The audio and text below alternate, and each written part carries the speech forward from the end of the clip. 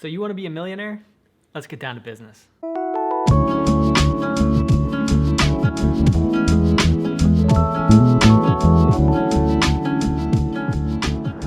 Hi, I'm Brandon. I'm a CPA, and today we're going to talk about my 7 millionaire habits. And a quick note before we get started, if you want to receive 2 free stocks using a trading platform called Webull, click on the link in the description below. All you have to do is create an account and deposit $100.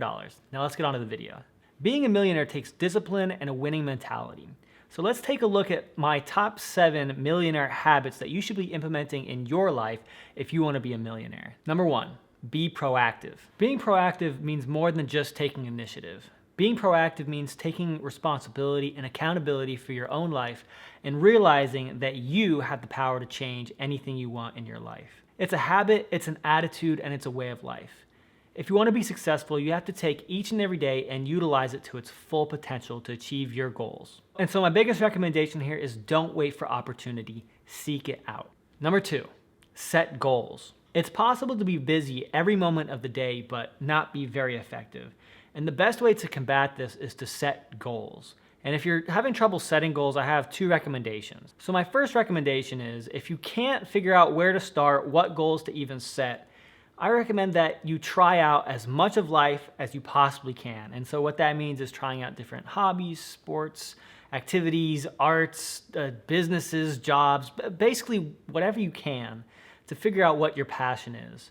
And whatever sparks joy in you, that's what you should be going full force at. And after that, you figure out how to monetize it. So once you have a general idea of what you want, I recommend that you set up SMART goals. And what this means is something that's specific, measurable, achievable, relevant, and time-bound. If you set your goals up this way, it'll really help to solidify them and make it a lot easier to achieve long-term.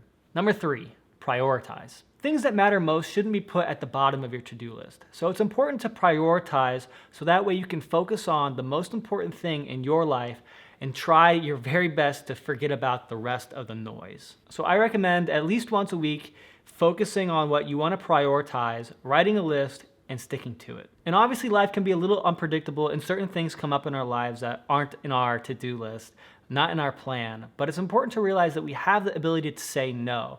And it's important to realize this and say no to things that maybe may not align with our goals or aren't necessarily emergencies that need to be taken care of immediately. That way we can focus on what's important to us and cross off those prioritized items in our to-do list. Number 4, think positively.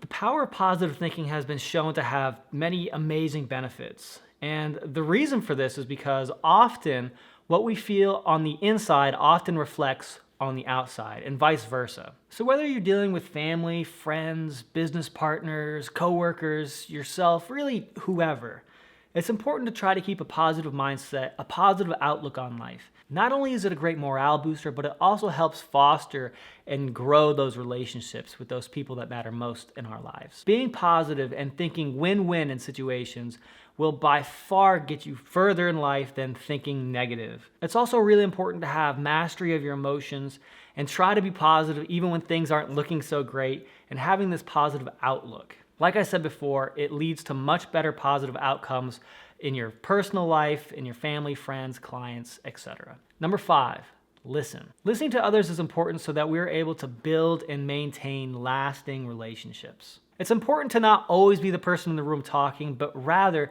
listening to other people's perspectives and genuinely caring about them. And the best way to do this is through empathetic listening. And what this means is genuinely caring about what the other person has to say and using body language to convey that. Not only is listening important to build and maintain healthy and good relationships, but it's also really important so that you're able to get all the information possible first before you make decisions or respond. Right here is where you really want to be asking questions and listening to understand other people's perspectives. Number 6, surround yourself with winners. The people that you spend the most time around often resemble your level of success. So that's why it's important to surround yourself with those with winning attitudes. And it's important here that a winning attitude is not necessarily the same for everybody. And so what I recommend is try to find people that align with your goals and have this winning mentality that fits your needs. It's also important to realize that this is critical for building a successful business as well. Having experts in their fields that have a similar attitude and drive as you do can help propel your business astronomically. But it's also important to realize that diversity and diverse opinions matters importantly as well.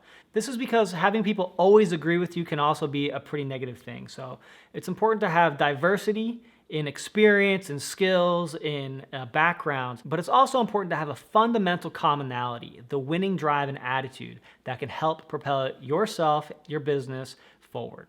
Number 7, continue to learn. Take the time to grow your skills, expand your knowledge, grow yourself emotionally, mentally, spiritually. Really, whatever you can do to grow daily, you should be doing it. Small improvements make big changes over time, so try to improve yourself daily. Reading is a really great way to do all of this, and I highly recommend that you pick up books that interest you, that you are able to grow and learn from. And a really great quote that I like is, "The person who does not read is no better off than the person who can't read." And so what this quote reminds me is that not everybody has the luxury of being able to read, and so it's important to keep that in check, but also use that fact and realize that we have this great gift and we should be using it to expand ourselves, expand our knowledge as much as we can. Also, if you're interested, I have a lot of great book recommendations in the description below. They're all pretty much finance related, but they're books that I've read and I find that are extremely helpful. And I also have a free trial to Audible if you're interested in that. Like I said, click on the description below and check it out. Those are my top 7 millionaire habits, and if you follow those, you'll be that much closer to being a millionaire. So I want to pass a couple questions off to you. What habit did you find most helpful? And is there any habit that I didn't list that has helped you become successful? Let me know in the comment section below. And if you've made it this far, I'd really appreciate it if you gave this video a thumbs up, subscribe to my channel, and don't forget to hit the bell icon. If you find this video helpful or you think someone that you know would find it helpful, please feel free to share it. It would help my channel a lot, and I'd really appreciate it. And like I said, don't forget to check the links out in the description below. Thanks so much for watching, and I'll see you in the next video.